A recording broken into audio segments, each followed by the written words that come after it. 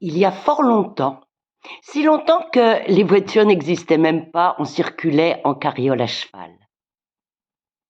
Il y a si longtemps, un été dans les Vosges, un été si chaud, si sec, si aride, que les pommes ont brûlé sur les pommiers. Oui, oui, brûlé, calciné, rabougri. Une catastrophe. Imaginez, pas de cidre, pas de jus de pomme, pas de tarte aux pommes à la cannelle non plus. Et surtout, pas de décoration pour le sapin de Noël. Oui, à cette époque-là, on décorait les sapins avec des pommes. Avant de les suspendre, on les fait briller avec un chiffon doux.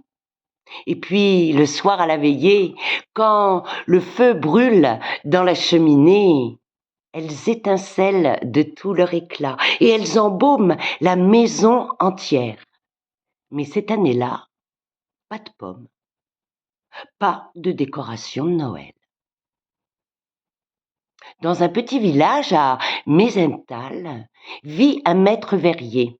Vous savez, cet homme qui, au bout de sa longue canne creuse, cueille la pâte de verre en fusion et puis souffle, tourne, fait danser cette pâte pour en faire des verres, des vases, des bouteilles.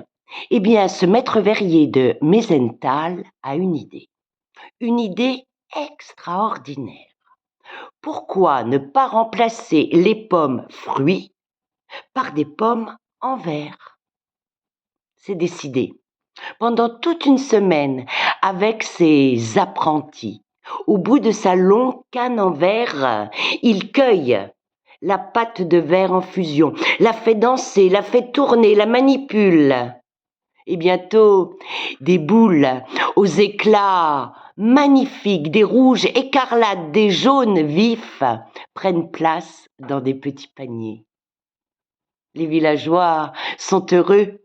Ils viennent chercher leur petit panier chez le maître verrier, le remercient, lui apportent un morceau de gâteau, des châtaignes grillées, et puis s'en retournent, accrocher les pommes en verre dans l'arbre de Noël. C'est somptueux, encore plus beau que les pommes fruits.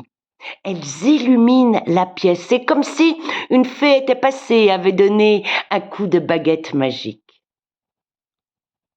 Et encore aujourd'hui, on peut trouver des boules en verre de Mézental accrochées dans les sapins à travers le monde.